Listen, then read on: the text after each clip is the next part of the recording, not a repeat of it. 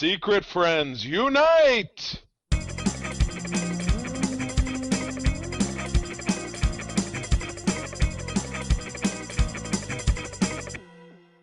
Welcome to the Secret Friends Unite podcast, episode 426. This is your guide to the geek side, and I'm one of your hosts, Todd Oxtra, living the dream in Savage, Minnesota, joined by Charlie Carden, doing the thing with a catchphrase from 1967.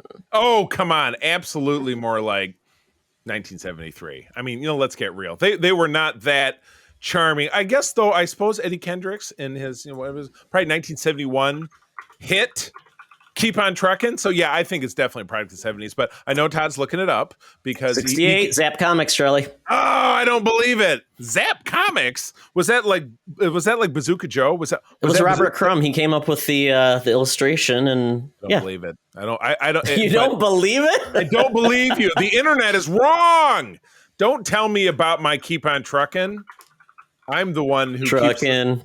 Wow, the one counting. Trucking. It was Keep That was on the Grateful Dead, right? Baby. That was, but it was Eddie Kendricks of the Temptations that did that exact song, and it was in the 70s. Yep. But I digest. Happy Monday. We're recording on a Monday, so something that makes Monday a little bit less painful. Maybe. We'll see. We'll see. Based on our previous conversation, Charlie would say it was a lot more painful. Yes. Housekeeping. Yeah. But the very best housekeeping that we can do is when we talk about our fantastic Patreons, the people that have propelled us forward at rocket speed, warp sledding our way into basically podcasting heaven. We're talking about these fine folks, Jamie Prinky on our Best Buds level, and our superstars, the Nias family, Sean, Stella, and Henry. Your friend and mine, Missy Merchant, who just joined us for our blowout 100th episode of Code 47, which you'll be hearing here shortly, and Missy's good friend, Andy Mulligan. So thank you, all of you, for giving us your support. We appreciate it, and gives us an excuse to go and talk about more geek stuff, and we really appreciate it. Absolutely. And one thing we're going to talk about is our latest segment. It's We Got This Covered. And we're talking about February 1st, 1975, the year of my birth. That is when a little comic came out called Adventure into Fear with the man called Morbius, the living vampire, Charlie. Oh, my God. The living... Now, I remember this character now. Morbius, of course, and this was 3 or 4 years after he dropped in, I think it was ASM 100 or 102, so it's like very early on. But yes, he was a pseudo vampire, and I think that was kind of sort of touched upon in that. Todd, did you have to go see that movie too? Did we talk about that on the show, or did I? Of course, I saw it. It was almost 3/4 of a decent film, and the last half was just ridiculous. I think that's spectacularly generous. I would say it was 1/4 of 1/2 of a watchable movie. But anyway, Michael Morbius, who is now Jared Leto, I guess, was this pasty-faced dude that you see swooping down here. And he didn't really fly. He glided. He was a glider. So he had weird, like, sort of vampire powers. But anyway, he's flying around here on this cover. And he's flying in front of a couple of clone tanks, and there's some that looks like me when I was a kid, big toe-headed child. Some kid is this guy's a child molester with lightning shooting out of his eyes, and that outfit looks like something out of Jesus Christ Superstar. I mean, what is going on here? Is he putting the brains of this kid into these two clone bodies? Let's give a little bit of visual cues here. So it says, "This is it, the end of the uncanny caretakers," and below that is the tagline: "Science versus sorcery in a battle to the death, a stillborn genesis, the Morbius thriller you dare not miss." Yes, lightning eyes attacking Morbius as he tries to save a child from being put into a glass jar. Oh, I was going to say, who is like a butterfly? Who's stillborn? Are the clones stillborn? There's just a lot of we don't know. We don't know who the man is, but I will tell you something about this comic, Charlie, that this comic lasted 31 issues, and I don't know what happened to the first. I don't know what happened in the first 10, but I was reading a little bit. The first, issue 10 through 19 starred Man-Thing. Then 19 to 20, 19 to 23 was Howard the Duck, and then Morbius got the title from that point to 31, and then it was canceled. I only would imagine, I mean, the series would have survived if they would have maybe had maybe issue 31 was a big blowout or something like that, where the three of them teamed up to do something. But what a random choice. Did it have, I mean, did it have some kind of joint creative team? Was it run by committee? I mean, questions that nobody really needs the answers to would shed no light on why this thing made this no was sense. Kind of common back in the day because you had like Marvel 2-in-1, Marvel Triple Action.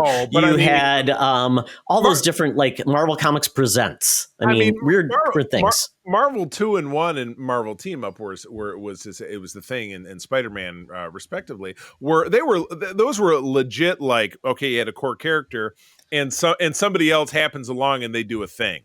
So it was kind of like it was like a sitcom, you know. It was what crazy Spider-Man goes to get his laundry done, and then Ultron drops by, and Thor is swinging by to get his cape laundered, and they fight him. I mean, that was.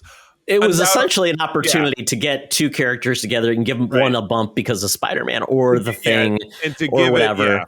Give them a very unremarkable story that might launch a very forgettable B-tier villain like the Obelisk or Wonder Wheel, or God, I'm struggling on the tip of my tongue, Speed Demon or Black Lash. I mean, just like these Well, they just really made a lot more sense back in the day because most comics were standalone issues, not really no long arcs. So it made sense that, hey, and you got to fill up that comic book rack and get the kids to buy those 25-cent issues. No great masterminds out there. So, but anyway, Todd, there's something else very revealing about this cover. If I'm not mistaken, if you look at the tube on the left, I think that is the hyperbolic clone chamber that our very own Madam Webb used to survive 123 years. So she would have been about 75 at this point. Is she being grown into a new body at this point? I don't know. Depends on how much she regenerates. But regardless, we're very lucky that however she managed to keep herself alive, she's down there at the corner of Hollywood and Vine with the hottest news scoops of the week. We better go get them right now before she, has heat stroke or something. So let's party. Now it's time for Madam Webb's rumors and news. Take it away, boys. Thank you, Madam Webb. Well, it's the summer of Madam Webb. All things are going to happen. Madam Webb's got a 12-step plan to go from the unknown to the infamous as she potentially gets to, she's probably going to go through the picket lines, keep on writing that Madam Webb movie because all the productions have stopped. So she's going to keep it happening. So another reason that Madam Webb is not loved. But you know what? She's going to break the scabs. Yeah, right. Exactly. What does she have to care? I don't think anything can kill her. But what do we got up here? So we got some names. Ooh, I like some of these names.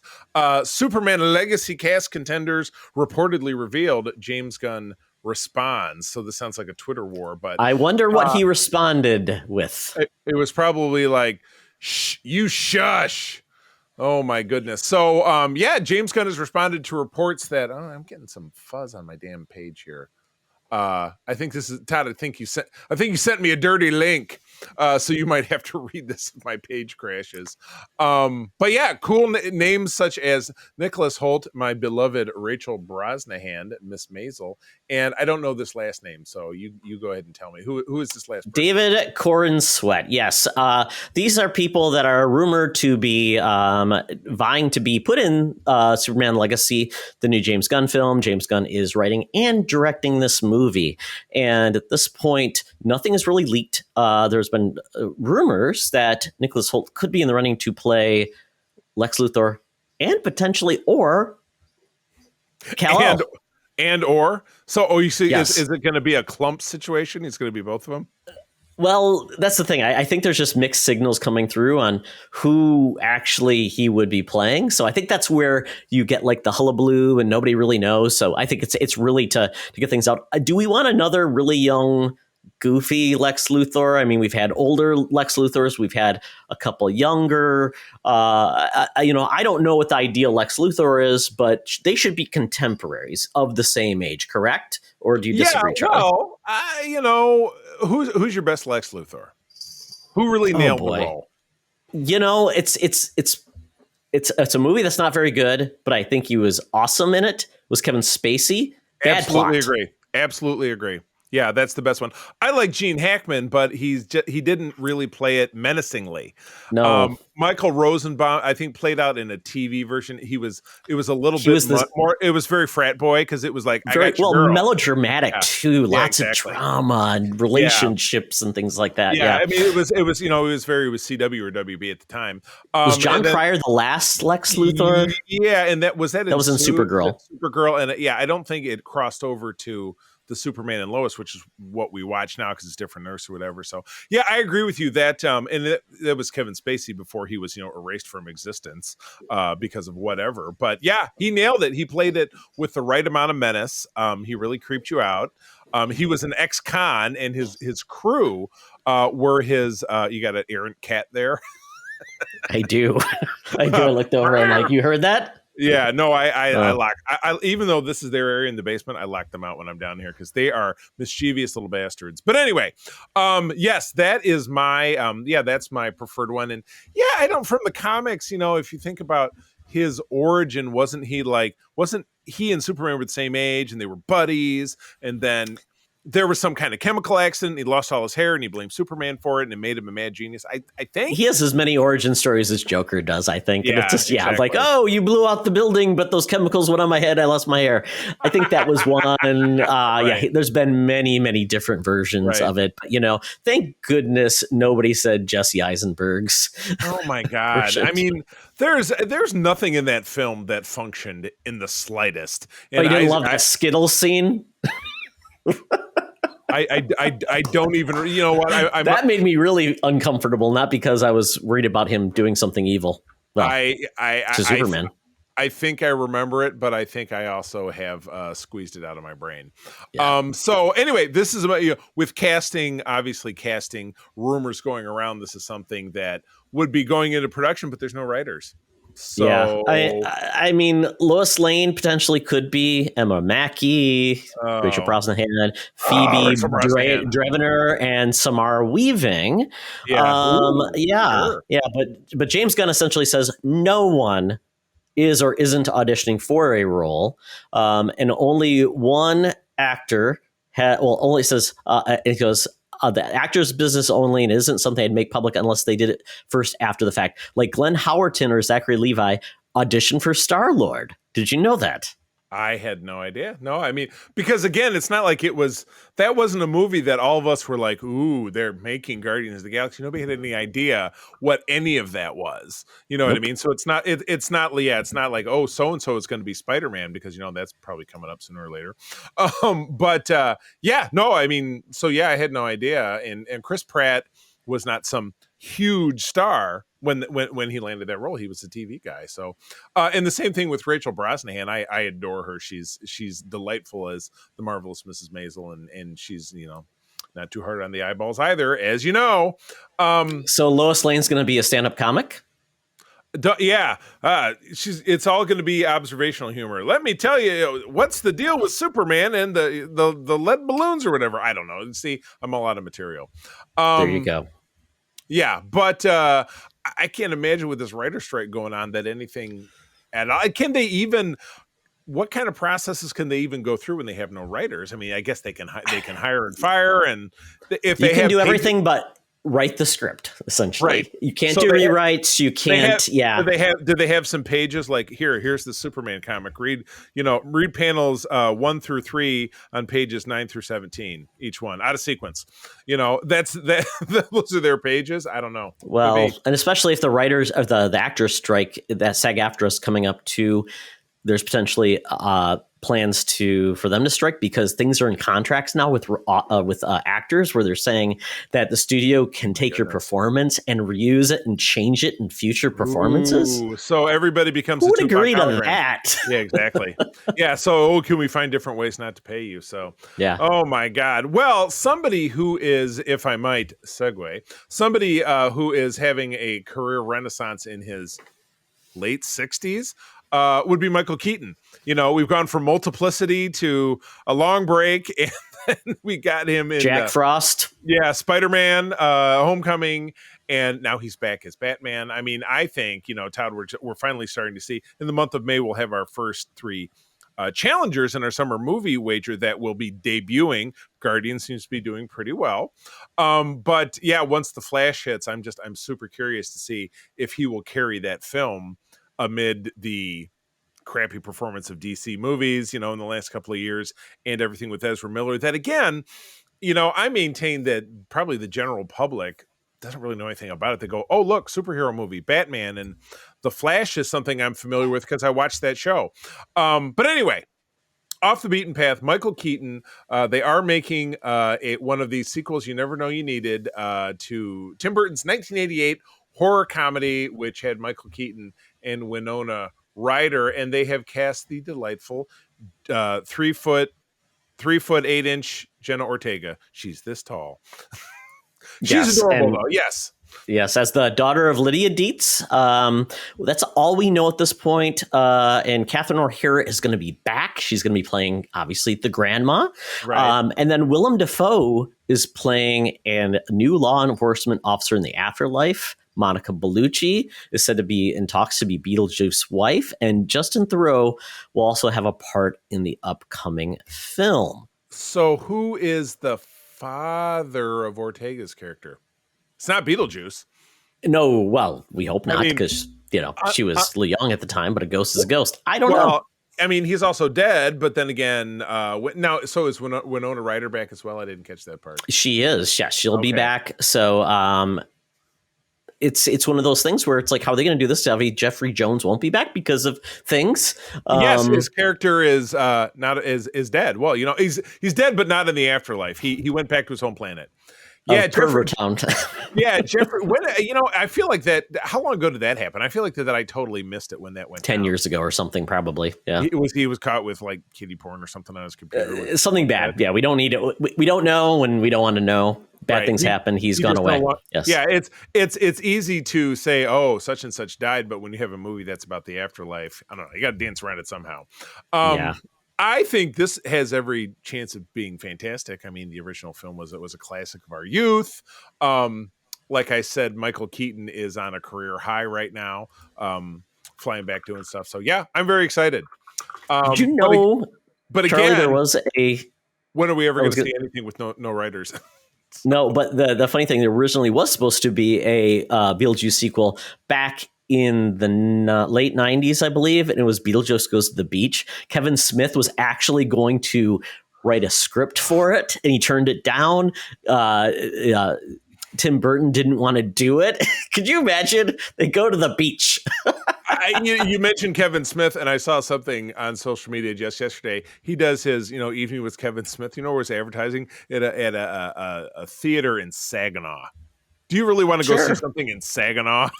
If you're in Saginaw, what else are you going to do? I spend a lot of time in Saginaw because I have some clients there, but the outskirts are just fine. The inskirts, maybe not so much. Yes. But yeah, Kevin Smith, I don't know. I was a fan for a long time. We've talked about him a lot with Clerks and everything. And and we don't have to. He's a good guy. We'll move on. But this movie is... That's my line. You can't steal my This line. movie will potentially come out on September 6th, 2024. Tim Burton is fully involved, so I assume he's already wrote the script, because you wouldn't take on a project if you didn't see a script if you're these actors. I don't know if anything will get in the way of contracts and things like that, but it's kind of a weird time, September 6th. That usually big movies don't drop September 6th because that's usually the doldrums until like the late fall or the summer. When I wonder when, since you're the master of the keyboard right now, when did the original film come out? Like what time of year? Good question, because it was kind of under the radar because it was Tim Burton's, it's what he did after Batman Returns. So no. That movie came out in 19. Oh no, right. You're right. I'm thinking of the wrong time frame. No, you're absolutely right. You're absolutely right. It came out March 30th, 1988. Okay. So it was a horror comedy, and it was, we've talked about the fact that horror movies these days, like straight horror films, do really well in first quarter, and then there's, of course, third quarter with October and whatever. So I don't know. Is this set to be some kind of a run up because it'll be another horror comedy? That's why they're putting it in, late in third quarter in the year. I don't know. You'd put this like the end of September. It's perfect timing, right before spooky times. Right. But this is right after Labor Day, so who is to say? Perfect time for the NFL to kick off. See Beetlejuice. Oh my god! Yeah, yeah. Well, there. You know what? And you know what? There was a football connection in the original Beetlejuice. Don't you remember the dead football team in the waiting room? Absolutely. Oh my goodness! I'm guessing we're not going to get an Alec Baldwin or Gina Davis cameo. Yeah, Alec Baldwin's seen better times than Gina Davis. I don't know that she. No one has seen her. No, she would. No, actually, she was in. Was it Glow on Netflix? Oh, okay. She had a role in some Netflix serialized show, and I think it was Glow, where she was running things. But yeah, she Anyway. But yeah, and yes. Alec Baldwin has seen better times. But anyway, moving on. Wow, what a fun paché of stories you got this week. Marvel crossover movies that never happened, and the picture is a lot of classically bad Marvel. Are you saying that they would have put together 2015's Fantastic Four, no. Wesley Snipes as Blade, Lou Ferrigno's Hulk, Nicholas Hammond as the Amazing Spider-Man, and why do they have a picture of the Underworld chick? She's not from Marvel. Was she? Well, that's what we're going to find out, Charlie. We're going to find all this out. So this article is from Den of Geek, and they went back and looked at some hints of stories of movies with Marvel that almost happened. This is before the MCU came about, and in the early days of DVDs, Blade was hot, and super apparently, yes, there was talks, and Stephen Norrington was supposedly supposed to be Morbius within Blade, which would essentially created almost like a Midnight Sun-esque type of opportunity to have a cool Blade cinematic universe. Who's the name of the actor again? Stephen Norrington, and it was apparently a stinger that was supposed to be in the film. Okay, I don't know. I don't know of Stephen Norrington, but yeah, that totally could have worked. Yeah, and I haven't rewatched those Blade films, but I remember it was very of the time, slow-mo and the flipping around and chopping and blood flying everywhere.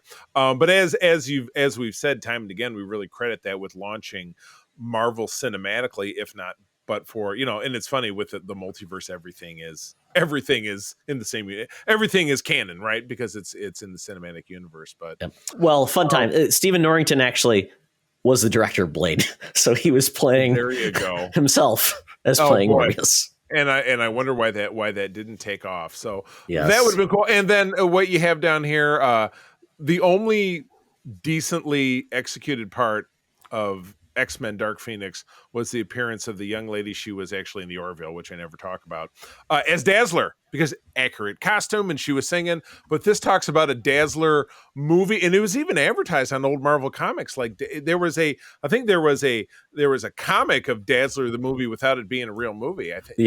Yeah. So, and it's funny because they said it's kind of like Dazzler was the precursor to Shadows of the Empire. She was going to be a mass media superstar, had her own comic, her own album. Okay, not a concert tour. Tour, animated TV special penned by Jim Shooter. Wow. A TV special, full-on rock opera movie that would include a bunch of big names who were under contract at Casablanca. Cher was going to be an evil witch. Robin Williams was going to be the love interest. Kiss and the Village People were going to opposite sides of a post-apocalyptic gang war. Rodney Dangerfield was going to play three lawyers who were also Satan. Even Michael McKean and David Lander from Lenny Squiggy were going to show up as well.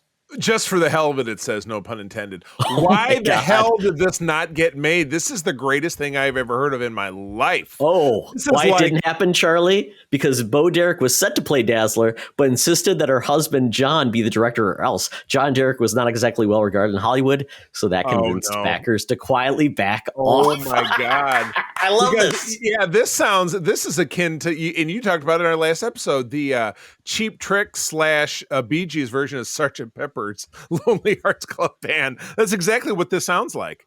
Awesome. Like that Kiss film, right? Was it Kiss versus the amusement park Phantom or something? Oh, I think you're thinking of Kiss Save Santa, but that was from Family Guy. Well, there was a Kiss movie back in the day. It was a crazy movie. Oh, it was really weird. Kiss versus the Phantom, I think. No, Yeah, you've talked about it. It probably no longer exists. I am so, but I not only did I not know about this, but I'm kind of heartbroken that this doesn't exist because this sounds magnificent. Sounds absolutely magnificent. So, God, I mean, Todd, if they brought this back today, who would replace the cast? You probably have, The Weeknd and Taylor Swift would be Dazzler, and it just couldn't be done. Who's Foo Fighters would be involved, I assume. Yeah. Who's even equivalent to Rodney Dangerfield or Michael McKean or Cher? Oh, it would have been what's his name? The crazy guy, Andy Dick. Oh God! Talk about other people that can't get arrested, or rather, constantly get arrested. Can't stop getting arrested. Yeah, can't stop getting arrested. So the next story is hilarious because this would have made sense. Basically, we had the Incredible Hulk TV show, which was well regarded. And then it kind of went downhill because they made all of these movies. Bill Bixby directed a bunch of these where he eventually teamed up with Marvel characters like Thor and Daredevil. And those were ones I actually watched when I was a kid. The Trial of the Incredible Hulk, right? Those were all late 80s, like 88, 89. So I was, I was 12 or 13 years old and totally watched those because, TV movies. So, the trial, the one, and maybe it wasn't the Trial of the Hulk, but it was, Bill, David Banner had, finally settled into a quiet life, and then something happens, and Thor comes along, and because it's a trial, he needs Daredevil as a lawyer. So Daredevil just wore a black suit with a mask that covered his eyes, so you could tell that he was blind. Wasn't that Rex Smith or something like that? Wasn't his name? And the guy who played Thor later went on to be the gay bouncer guy from American Pie 2, Bear. Do you remember? Oh God, yes. I remember. He was kind of reminds me of the Dauber guy from Coach. Yes, exactly correct. And that was a fun movie. And for a long time, I don't think I own the DVD anymore, but there was a DVD with those two. Oh my God, that cat is on the prowl. So if something flies, because you have the screen, something flies in front of your face, and then you cut out, then I know the cat is taking his revenge. Never know. You'll never know the power of background that no one can see through. But the exciting part was apparently they were going to have Nicholas Hammond, who played Spider-Man on TV in a live action series.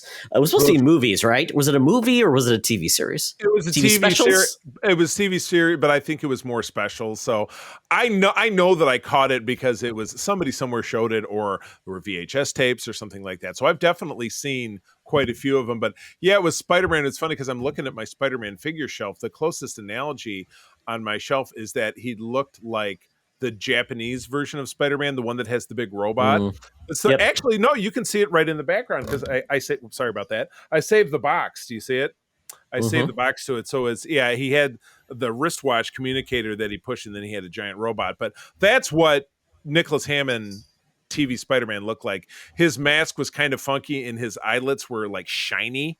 But if you think about it, that Spider-Man costume is a very difficult one to kind of reproduce because it's underoos, it's a leotard. Okay. Very good. Well, that would have been fun if they were able to team up, but apparently it was studios, Columbia and Universal could not get along. But that leads us into, Charlie, why was Blade shown? Well, apparently this is before the MCU once again. Blade was supposed to show up potentially in a Underworld crossover, and Wesley Snipes was going to play him in it, but the rights devolved back to Marvel, and that did not take place. And then we got, and then we did get, I remember these, and I swear I still have one of the discs because I think they were eventually remastered. But in the MCU, they have these straight to DVD animated releases. They had these Hulk versus, they made Hulk and Thor. They made an Ultimate War, or basically an Ultimate Avengers one that was a kind of a straight retelling of that early 2000s relaunch, which I thought was great. That whole Ultimates line, really, the Spider-Man one was the star. Some of the other ones were not so great. They were really, really kind of faded. Like the X-Men one was not not terrific. I didn't think. I don't know. Did you No. follow that one? Yeah, it was not very good. Fantastic Four was only good because it brought Marvel Zombies into the mix, but it really was the Ultimates was a cool Avengers book, but Ultimate Spider-Man was the star of that series. Right, but they made those Marvel animation still is but those movies were hit and miss definitely. And they were all over for quality and just who was really these four. They weren't great. Yeah, but apparently they were going to do some more of those crossovers, but it didn't happen. But Charlie, we were supposed to get a Fox Civil War, which was supposed to be part of the X-Men and Fantastic Four when Fox had those rights. Put all their characters together, and it just didn't come to shake out. Yeah, it would have been X-Men, Fantastic Four, Daredevil, and Deadpool. I think we can be glad we didn't see it. I mean, Days of Future Past that's my favorite X-Men film. They really did it right. And so, I think kind of polluting the time stream or the film in general with all that extra stuff would have been bad. So let's be happy. Yeah, it said, and that would have been also their take on Civil War, the comic, which came out in 2007. So, let sleeping dogs lie. You know what I'm saying? Yeah, and then the last one I'll hit on is just the fact they were going to make a third Fantastic Four movie with the cast from the movies from Fox, and they were going to have Black Panther in it, played by Jaimin Hansu, which and he became in one of the Kree guys, the first guy who says Star-Lord, he's the guy who catches Star-Lord stealing the orb in the first Guardians movie. What is the name of the character? I can't remember. And then he also appears as a younger Korath. Korath in Captain Marvel is also himself. So I think he could have pulled it off. He's definitely got the look. Yeah, it would have not been the cultural phenomenon that we got with Chadwick Boseman, but you know what? Yeah, exactly. I think some of these what ifs are good thing that they didn't happen. Like anything related to the Josh Trank Fantastic Four, which they go on to talk about. Yikes. That's when I'm closing the tab. I don't want to talk about it anymore.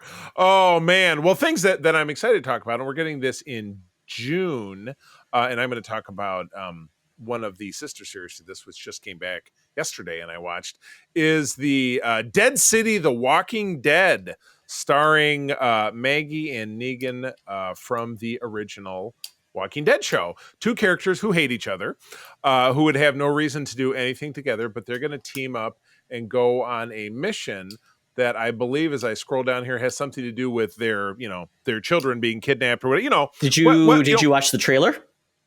Yeah, absolutely. I may have watched it's Maggie's son. Maggie's son. Yeah, in the trailer they show Maggie's son. Yes. He's tied up, and they're there to save him in Manhattan. Right, but again, I know that Negan ended up with the child as well. But I'm trying to figure out from watching the trailer, and I watched it a couple of weeks ago when it came out. Exactly. This is a brand new one. This trailer just came out, Charlie. So it's a brand new trailer.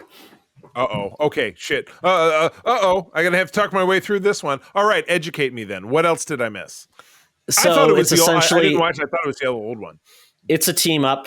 They are going to New York, to Manhattan, because her son has been essentially kidnapped by this evil dude. There's some leadership there, of course. That's how Walking Dead is. Somebody's controlling something. So apparently Negan has some connections and is going to be able to get her in. That's the only reason they're teaming up.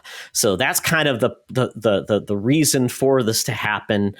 They do meet up with another group, and it could be fun. I mean, with this, and it could be different enough. I mean, the son looks like he's probably 10 or 11.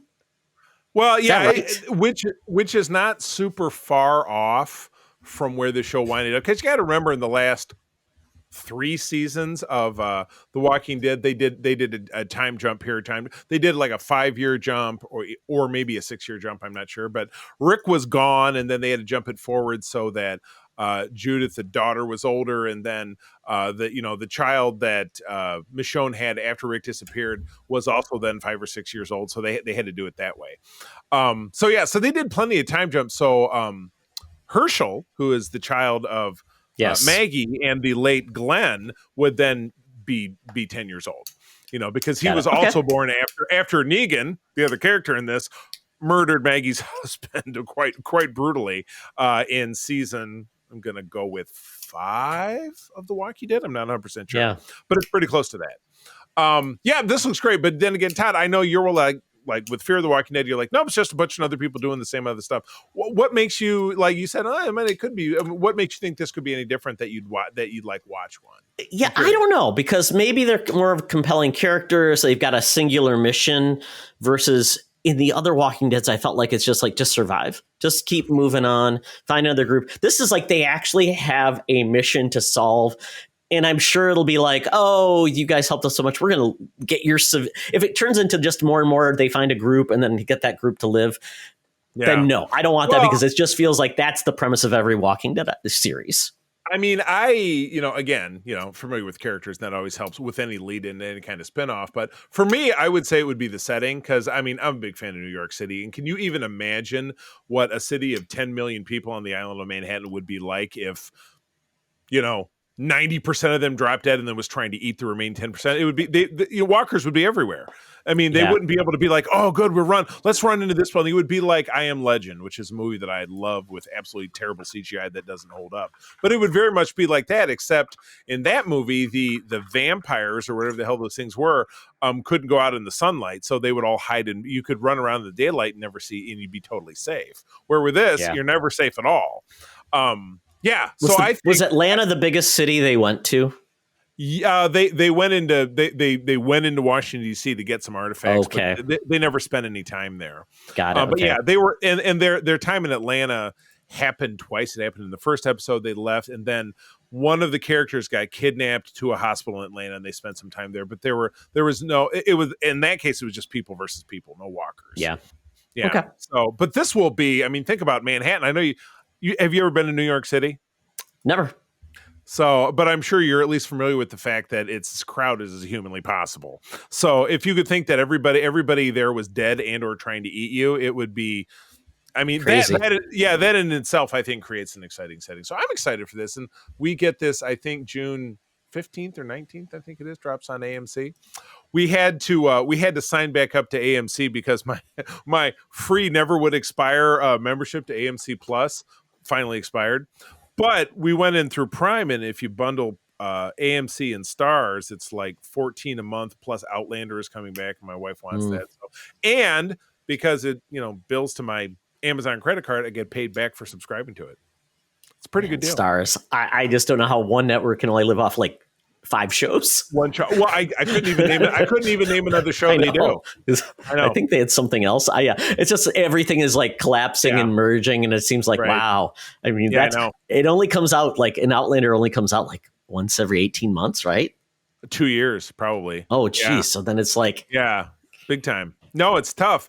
And I mean, not to take too much of a tangent, but it's kind of the same thing with Showtime and Paramount Plus. They were trying to keep them separate. And now you subscribe to Paramount Plus and turn it on, and Showtime's just there. It's like HBO, and within HBO Max, it's just going to be a part of the content you get. And I could, you just can't sustain those. You're saying 5 years from now, there'll just be one app that it will be right back to cable. Look what Disney's doing. They're going to mold in Hulu and Disney Plus. Right, exactly. So, that's the way it is. It's just going to become one big ball of wax. But anyway, yes, we get this in June. I'm, of course, looking forward to it as a fan. But Todd, it's funny. Our last story is even more potpourri than the ones that preceded it. So what do we got going on here? Yeah, I think it's slow news because of a lot of the announcements, because no scripts are being written. They're kind of having to hold back announcements. But this one was kind of fun. So apparently back in the 60s, when we had the Adam West Batman show, there was talks to do even crazier thing with Batman. There were going to be a film written in 1966, and there were 2 treatments before the project was dropped. One was American treatment by William Dozer. There's actually a copy of it, Charlie, at the University of Wyoming. The other treatment was a Japanese version written by. Is it under a glass case like the Declaration of Independence and Nicolas Cage and the Ruby Slippers of Dorothy? Yes, in Kansas. And the Japanese version was written by Shinichi Shizukawa, but no one knows where that one is. Apparently, both people were fans of both Batman and Godzilla. And this is the premise. Commissioner Gordon and his daughter, Barbara, on vacation aboard a cruise ship in the Far East. Commissioner is on the trip so he can scout police facilities in the Orient. And Barbara is coming so she can reunite with her old college friend, Raiko Hamamoto. Everything is going well until a normal tidal wave falls over the ship and capsizes it. The giant wave turns out to be the work of Klaus Finster, a German meteorologist who moved to Japan. In a secret lair hidden under Mount Fuji, Klaus claims that he has control of the entire weather and will destroy Japan unless he is given $20 million in gold. It's Cobra. Yes, and Gordon decides there's only one way to stop Klaus, and that's Japan. Destroy it with stop Klaus from destroying Japan. That's calling Batman and Robin, and he calling Godzilla. Godzilla, yeah, exactly, yes. But apparently, he doesn't control the weather. He actually controls Godzilla. So it was really this gets even crazier. I won't go through the whole thing, but it's quite the movie. And you can actually read the original treatment if you want. It's online. I recommend that. But just imagine that, Charlie. What would be the tone? It'd be goofy, right? I mean, you're taking one of the campiest TV programs, certainly of its time, but something that continues to be renowned as such, versus Godzilla, which has had more iterations than almost anything I can think of. Godzilla's been around for 60 years, maybe longer. I mean, were they making those back in the 50s? Yeah. I mean, how far early back 60s. Yeah, early 60s. With Raymond Burr was in the original. And and I don't take it that this initially was supposed to be an actual connection to the TV series. It was essentially because the rights weren't like we own all of the rights of Batman. It was kind of like Batman was just in this. So this could have been like a standalone, not connected, and just be Batman going off and doing his own thing, tied to the Adam West series. I just read the last paragraph, and I don't even want to spoil it for anybody. This is the craziest thing I've seen in a long time. They could have found a way to work this in. Remember how the X-Files had a movie between two seasons? Could have been like, Batman and Robin Summertime Adventure, where they team up. But I mean, who really teams up with Godzilla? Because you're either, it's not like Batman and the Harlem Globetrotters or the Scooby-Doo gang. Yeah, the Scooby-Doo gang, exactly. Where it's like, God, Zooks, Batman. Oh my gosh, no, that would be terrific. So I think that with a writer's strike, they should get guys like us. Because there's not an animator strike. I think all 5 of these stories should be an animated something that is ghost written by us because we're scabs. And Madam Webb. She doesn't. Bambi and Godzilla teamed up and that didn't go very well. Oh, well, I could imagine that ended in the first 10 seconds. Godzilla goes, oomph. Oh, did you not see Godzilla meets Bambi, Charlie? No, never heard of it. Oh, it's a classical animated short. I'll have to send it to you. It's very, very, very cute. And when we say classic, is this some kind of crazy fever dream or something? I've never heard of it. It was used to be on like clip shows and things like that. Oh my God. I will share it with you. Yes. Well, with that monumental achievement that is a dream we will all share. That is the end of the news. We'll bid adieu to Madam Webb. We will leave her with a hat to protect her from the sun. But it's time to move on. Getting out my phone, opening up that Feeble Uber app. It's time to get down to the Geek Easy in Scugtown, Nastyville, talking about stuff that we enjoy. Let's go. Talk nerdy to me. Talk nerdy to me. We're sitting in the Geek Easy, cover band's playing, drinks are poured, and we are getting our nerd on. And we are geeking out about several different things this week. So, Charlie, take it away, my friend. It's all the colors of the rainbow. Well, I mentioned that Fear the Walking Dead returned. This was the original Walking Dead spinoff back in, I'm going to say 2015, when the original show had been on for 3 or 4, I think 4 years. And what's interesting about the show is not unlike the original show, it reinvented itself, but this one has crossed the country. It completely shed its original cast. It picked up a member or two of the original cast, which would be Lenny James as Morgan Jones, who's now the lead character. It killed off and then returned its only surviving original cast member, which was Kim Dickens as I'm going to draw a blank on her name. The mom. and brought her back. They put the two of them in an adversarial role. And it's interesting. This one takes a time jump as well, because at the end of the previous season, Kim Dickens' character, I can't believe I'm drawing a blank on her name, had kidnapped Lenny, who was searching for his adoptive daughter, who had been taken offshore onto what looked like a U.S. Navy destroyer, but it was to a locale called Padre, not like South Padre Island, even though they're in Texas. That'd be cool, though. Do you think they're really partying on South Padre? Do you have it muted because the cat's making a lot of noise? Tell the truth. I couldn't lie. I won't lie. I won't lie about my cat. Oh my gosh, that's okay. Like I said, if I let my little buggers down here, it'd be the same kind of pandemonium, so I understand. But yes, Kim Dickens managed to, there's a showdown scene, and then we have a 7-year time jump. So the child that he was pursuing is now 7 years old, completely unaware of her own backstory, integrating into the society that she's a part of. When Kim Dickens has been imprisoned all these years for basically helping Morgan escape, she frees Kim Dickens. Kim Dickens grabs her, takes her back to the mainland, where 7 years later, Morgan is still hanging around the shore looking for her. And then, and it turns into the story from there. This is the final episode of the series. But I dropped out on this show for a long time, but April really clicked with it. And then she talked me into watching it again. We got back into it in the middle of the previous season. We kind of caught it in progress, and then we're all the way caught up. I'm impressed by the basically the testicular fortitude of this show.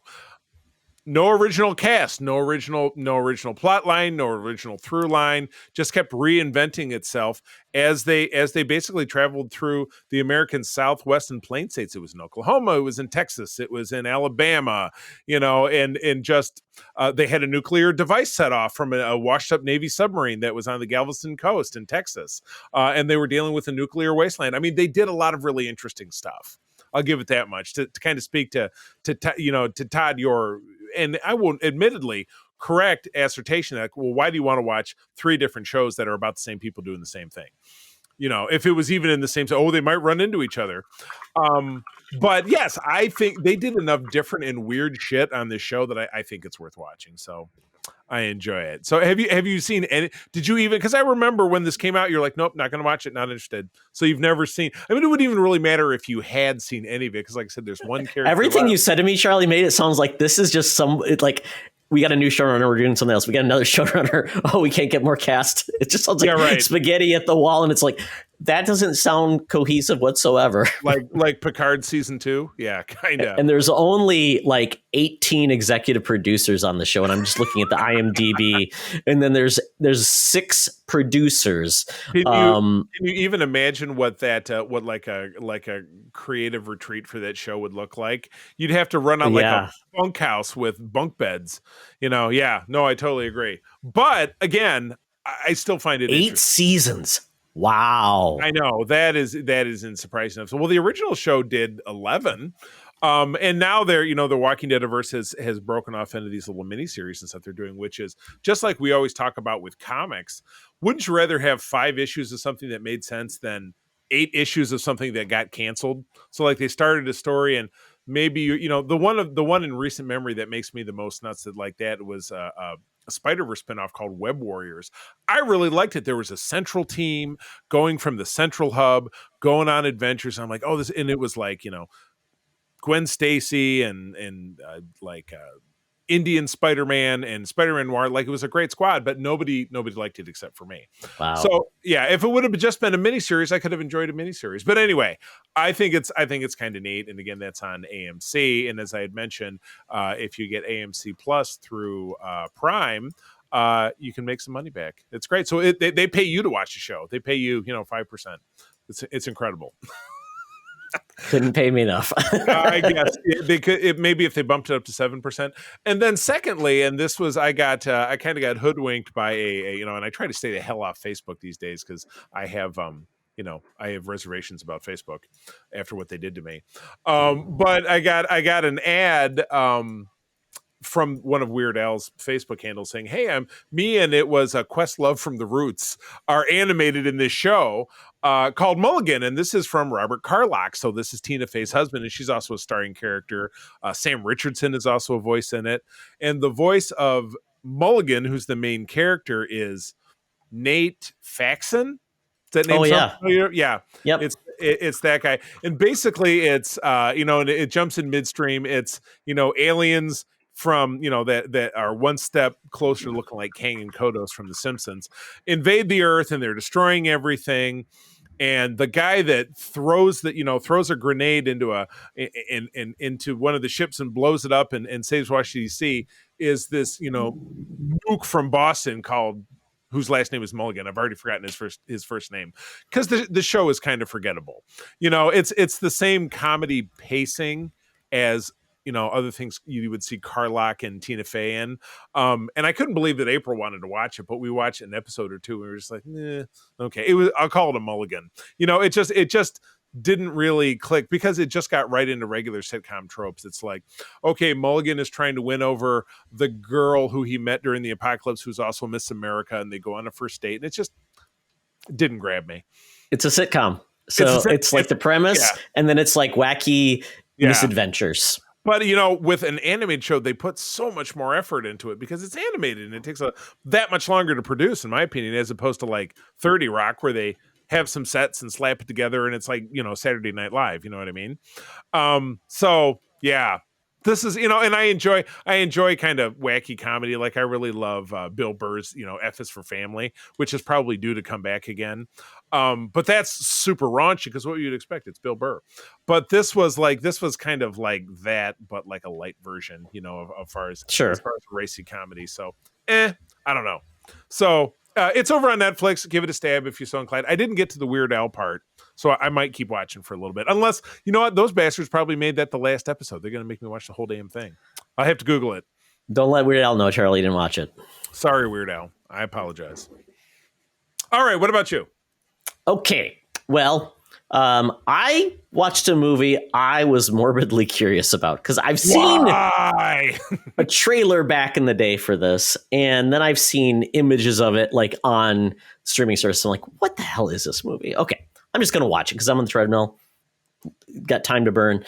And that movie is 2016's Gods of Egypt. This movie has a pretty good cast. I mean, wow, yeah, you went out there on Discord and you were trying to bait people and saying, "What is it? What is it?" Yeah, because I put basically the cast, but I didn't include anything about the movie. I didn't include the title or anything. And I described this to my wife as basically said, this is like the most like early to mid 2000s fantasy type movie, kind of like after 300 came out, then everybody tried to make a movie like this where it was special effects fantasy, like Clash of the Titans, those type of movies where none of them are very good. They made I can't believe they remade Clash of Titans and then a sequel. Exactly. Crazy. I didn't see the sequel. The first it was like the Scorpion King and all these different movies where they were like trying to do high adventure and monsters and fantasy, and none of these are very good. That's why I always say when you can do fantasy well, it's an achievement because most of them are bad. Well, it's so good to do it bad or easy to do. This movie is all about Egyptian gods, and it's got. I mean, if you think about these, the people that are in this, you've got like the guy from 300, Gerard Butler. You've got Black Panther is in this movie. Oh my goodness, Jeffrey Rush is in this movie. He's in everything. You've got Jaime Lannister from Game of Thrones. You've got Nightwing from Titans. I mean, come on. Isn't his name Bill Thulisis or something? What's that kid's name? It's Brendan Thwaites. There you go. Weird Rufus name. Sewell's in it, who kind of looks like several different other actors He looks like other people. And it's funny because this is directed by Alex Proyas, who did a lot of cool stuff in like music videos and Dark City and The Crow. Very stylistic things back in the day. And it just, his career kind of went nowhere. He became a kind of a hack. So this movie is all about became a hack. Isn't someone just a hack? I think if you run up it. Yeah. Well, maybe he was like a one-trick pony, a two-trick pony, and that like trick you sell out, and that sellout is the hacking. Yeah, looking for paychecks. This was definitely a paycheck movie for most of these people. And it really was a story about Egyptian gods, and the brother of the king wanted to become the king of Egypt, but his son was going to be the king of Egypt. So he ended up trying to kill his son, and he had to escape. And it was a lot of ideas, Charlie. I can't a lot of ideas. You hung in there. So did you get Chris to watch it with you, or you just? I watched it in like 3 different settings, and I'm like, I'll come back, because this movie felt like it was 4 hours long, but it was only 2. Oh my god, that's like the Justice League, you know? Yeah, I mean, it was not great. It did have some cool visual things. Some of the concepts were weird, because it felt like a Power Rangers movie at point, because the gods would like transform into like shiny armor and things. It was very, very iffy. So if you want like a guilty pleasure, something goofy, and you like you like the Egyptian gods, you might get a kick out of it. But man, this movie was not very good. Oh my god! And that's what you said. That's over on Tubi. Tubi, yeah, it's free. You can rent it, but I mean, why do it? I mean, Tubi is a real backstab, because we watched Buck Rogers. We did, you and myself and Jonathan Snedeker, to talk about it over on Patreon on the Facts of Geek Life, and we were getting ready to do season 2, and it's gone. It's gone, and Charlie, you can't find it anywhere else. Well, they don't pay a lot for the rights to these things, so I assume they shop the rights around a lot. And it's like, what can you give us? What can you give us? You know? Yeah. So they decided to shop the rights. They just shopped it right away. I think so. Yeah. Oh my goodness. Yeah. It's kind of crazy. That's hurtful. Oh my god. Exactly. Yeah. Yeah. So if you're morbidly curious, see, it's dumb fun. That's the best way of it. It wasn't even that fun. So it was just kind of dumb. Oh, well. But then the thing that I just started watching today, I actually watched 3 episodes of it. And it's called Unicorn Warriors Eternal. Now, the title is going to be like, what the hell is this? Well, it happens to be the latest series by Gendy Tartakovsky, who to me is one of the animation geniuses of our lifetime. I mean, he started off so strong with so many cool animated projects. I mean, Samurai Jack, was a big deal to me and my wife, because we both fell in love with that series in the early 2000s. He then made the Hotel Transylvania movies, and those were paycheck movies for him. They really were. He made a ton of money off of those, and they allowed him to do other projects. And then he was, the Clone Wars would not exist, that animated series, without him, because he basically pitched the idea to Lucas, and he did those Clone Wars shorts, and that kicked it off. And that then led them to say, okay, well, we'll just duplicate that and make a series for 8 seasons or whatever. So, and then he also made a series called Primal. He's in a few other series as well. But this is a new series where it's essentially about these spirits that are warriors that are constantly fighting evil. And so they only live so long, and then their spirits then go to new incarnations of themselves. So it's essentially like Highlander or something, where they're going in. So you've got a elf knight, you've got a transcendentalist, like transgalactic monk, a transcendentist. Did you say transcendentalist monk? And then you've got like I would call her like a sorceress. And these 3 characters through time inhabit new people to basically fend off evil. And you've got this robot actually who he's like a steampunk robot who basically brings them back, finds the host, and then brings them back. This one takes place in Victorian London. It's steampunk, and the art style is very different. I'm not sure I like it, but it looks like Betty Boop and Popeye. So it's very much a throwback art style, which is very weird. Oh God. So it's a little goofy at times, but the animation's pretty cool, and the story is interesting. And this is dealing about the next version of these characters, and one of the characters is not fully recombined. So it's almost like a battle between the spirit that's going in her and her own life, and she's not completely melded.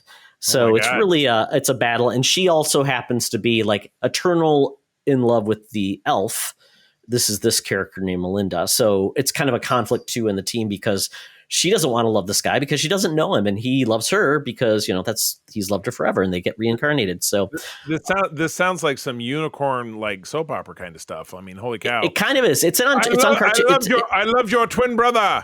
It kind of is a little. There's a little drama. It's on Adult Swim, so it's a little more adult. Although it doesn't really feel that adult, to be honest. But they could do things if they wanted to. But it's also on HBO Max, so that's where I caught it, and I watched the first 3 episodes. It's 22 minutes per episode, so I was entertained. I'm curious to see where it's going because they're building a story. The villain shows up as kind of doing things from the background, so you know there's a plot happening.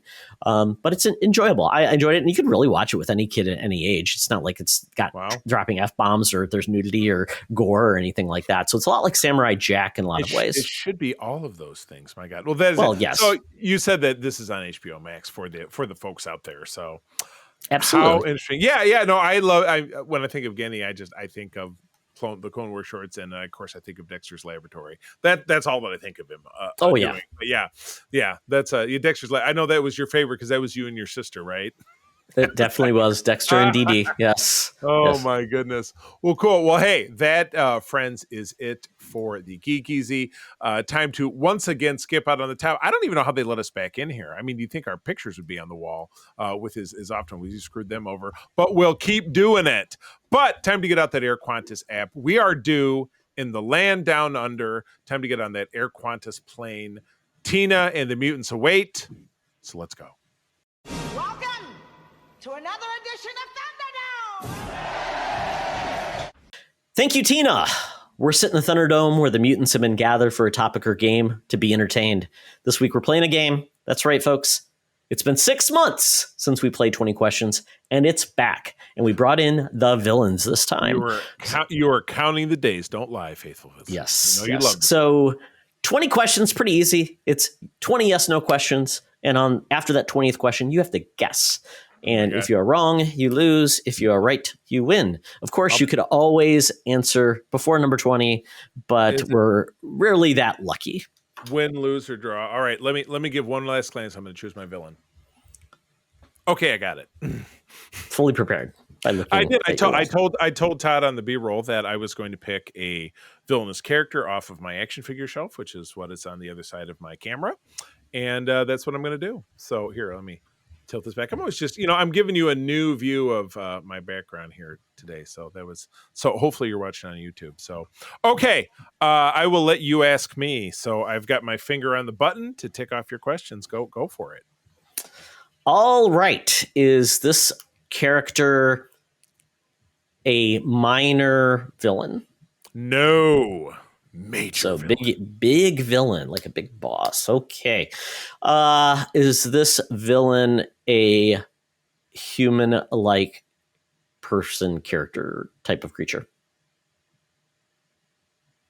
Yes. So human-like. Okay.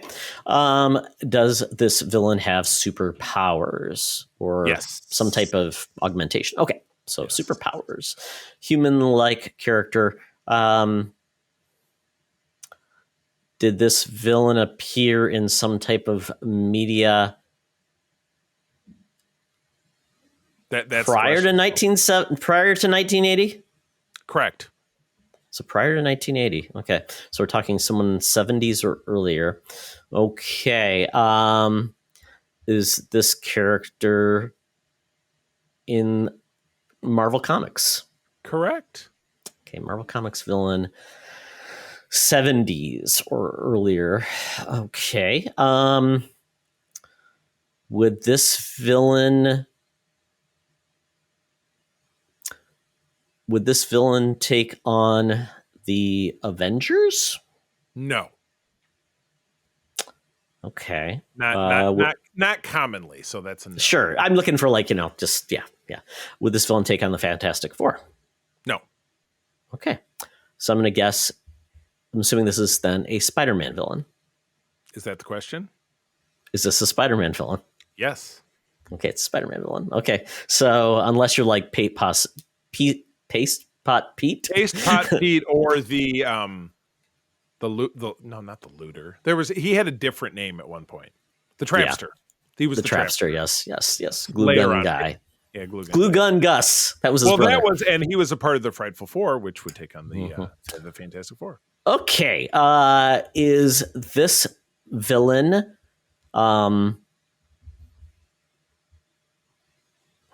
because Spider-Man, so it's probably part of his rogues gallery unless you're going deep and it's not somebody who normally shows up.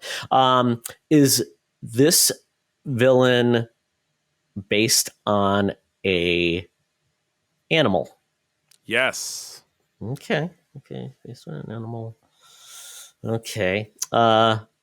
Is this villain a scientist? Yes. Villain's a scientist. Okay. Does this villain have many arms? No. Ooh. Does this villain ride on a glider? No. No. Who rides on a glider? Oh, you think Green Goblin. Oh, very good. I was thinking about Are we going back there? The Vulture wasn't a scientist, so I was thinking the Vulture. I thought of the wings. No. So okay, Doctor. How many other villain scientists are there? I mean, there's a lot. That's the villain trope. It was always a science experiment. I know, Let the thing but blew up in my face, and now I'm evil. Okay. So did this villain use like weapons, like No devices and things? No weapons. Oh, okay. Did this villain get transformed? Yes. Which made that first question about human-like very difficult. Okay. Does this villain have green scales? This villain has green scales. Is this villain the Lizard? No, it's the Lizard. Oh, very good. That's the French version. Yeah, Lizard. Yes, that was good. And Monsieur Lizard. Yes. You know, and again, I did pick it off of my Spider-Man villain shelf where there are some deep cuts, but I thought that would not be fair to hit you with something that you couldn't get. I think that's not fair. Okay. Because Well, that's why I was trying to think of where I was going. I think it's more important to not just be a dick and be like, oh, you didn't know that it's actually like, what's a weird one that I've got over there? Oh, the Red Goblin, which is Carnage and the Green Goblin. See what I mean? I wouldn't do that. That wouldn't be. That's pretty minor. I'd have to be in the know. Yeah, and it's a character from the last 5 years that you'd have to. I think you could get either of mine, Charlie. The two I had in my mind. I think the one I worry is like it's way too easy. The other one would be might be. Like I said, might be a little too out of your wheelhouse, but I think you definitely know who that person is. But all right. Well, I asked that you. What would you prefer? I'll do it. Would you prefer A or B? Well, I certainly don't want to be the one who loses, but I also don't want to stack the deck. So you're going to have to make the decision. Want easy mode or hard mode? Maybe is that a better one? Do you want easy mode or hard mode? Asking for hard mode is asking for trouble. So I guess when you put it that, you kind of back me into a corner, I'll have to go with easy mode. But I was simply going to say I would appreciate it if you would keep track with the numbering the same way that I did in the little message box here on Zencaster. I guess I can. Okay. We'll start. Okay. You get in the easy mode, Charlie. Begin. Okay. So this character, would this be a character that primarily appears in the comic books? No. Oh, let's be a character that potentially appears in the cartoons. No. Oh, okay. Would this be a character that appears in a live action cinematic experience? Yes. Oh, okay. So from a cinema. Would the genre in which this villain appears be known as the superhero genre? No. Oh, very good. Would the genre potentially be the science fiction fantasy genre? No. Oh my goodness. So, okay. Well, let's break it down like this. The films in which this villain appears, would the genesis of that film series be prior to 1980? No. Okay. Would it be prior to the year 2000? Yes. Okay. So somewhere between 1980 and 1999. Would the genre be a simple action adventure genre?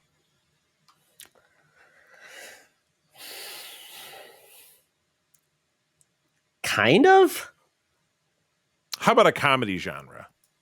Yes. Okay.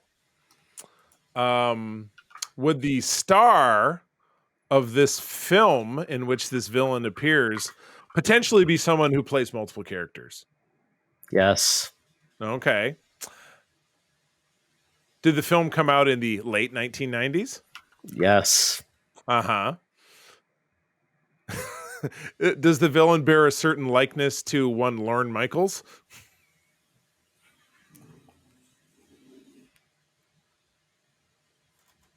No? Oh, okay. Did the villain in question go to evil medical school?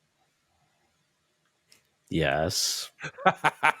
He based that character off Lorne Michaels, We're talking about But doesn't Dr. look like him, though. No, well, okay, yes, we are talking about Dr. Evil from the Austin Powers film. 1997 was the year, by the way, that first See, one. too easy. I should have went with the other one. I went and saw that at an AM. It was either an AMC or a United in Sterling Heights with our mutual friend Chris Santiago that summer. Because I was staying with my dad, or I was in town, and we pissed ourselves laughing. It was the funniest thing we'd ever seen. I forgot you knew Chris. He was an early friend from Michigan State. We spent a lot of time together. We hung out because he was a Macomb County guy, and I was, when I lived there in summer. I'm just trying to remember how you met him, because it would have been through you, because you guys were at Hubbard together, and then you must have introduced us, because he was into the kind of stuff that we. Well, he was out. He didn't come back to Michigan State after his freshman year, so. Yeah, then how would I don't know. You're going to have to ask him. We'll have to talk about that later, but nobody else cares. But yes, I hope Chris is doing well. We're friends on Facebook, so Chris, hope you're doing well, man. I know he got married and he's doing well, and we're friends too. He just took like an Antarctic cruise or something. I saw a bunch of pictures on his Facebook page. Isn't that crazy? Anyway, very, very inside baseball. Fun game. We both did well. We've had this game where we've stalemated. I think we both lost an equal number of times. One of us wins, one of us loses. So this was good. I didn't conscientiously take it easy on you. But again, I think when I play this game in the future, now that I'm in my studio, I'll probably end up picking an action figure. So the good news is you don't know what I got, because I got so much. It's not going to be an easy game. I used to have a Dr. Evil action figure. I think you gave it to me.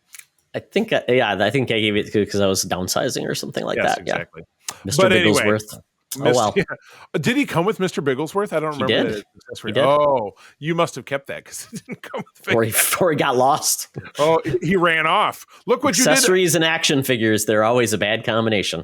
You know what I do with mine? If you look off the side, I have a huge tub. I keep all the accessories in plastic bags, so that when I sell something, I will look at, and then April and I did this twice recently. We went through, because I sold my old Guardians of the Galaxy figures when I replaced them. April helped me sort and find little bits. Anyway, very interesting stuff. Thank you, everybody, for joining us. This has been a blast. Todd, where do people find you online? Oh, you can find me at Twitter, where recently I'm talking a lot about, Legend of Zelda, Tears of the Kingdom. It's a big game. We're actually going to be podcasting with Mark and mostly Martinez after this episode. So it's going to be a lot of fun. Yeah, it's just been fun talking about video games in the world of Twitter, because the Vikings aren't playing right now. So that's kind of my world that I live in. That's my world. I'm also on Twitter over at the C3, also on Instagram at C3 Carpenter. My recent thing is that I've been talking about this great photo shoot that we had over the weekend in South Haven, Michigan. It was a Strange New World Star Trek format. We had a group of about 8 of us, and we had a new photographer who's a guy named Chris Walker, who is part of our chapter, who we met at one of the cons we did. Awesome guy, freelance photographer. This guy took the pictures on Saturday, and he had a couple of early prints for us today where he had done some coloring and some special effects, and it was absolutely spectacular. So you can see all of that on Charlie's Instagram. You certainly can. I did. He took a picture of me that I'm like, that's me? I mean, it's amazing things that people can do with Photoshop and shading. But yes, you can see that out there. Speaking of things related to Star Trek, my lovely wife, April, and I do run the USS Grand Petoskey. That is one of the biggest chapters of the International Star Trek Fan Club in the world, based here in West Michigan. You can find us on a website of that name and across socials as well. If you're a Trekker listening to my voice, especially if you live in Michigan or Eastern Canada, I run the region as well. So I'm happy to pair you up with Trekkers in your local neighborhood. But that's all I got. Friends, as always, I'm going to tell you to thank you. I'm going to tell you to thank you, but thank you for joining us. That sharing is caring, and keep on trucking. Be the hero, not the villain.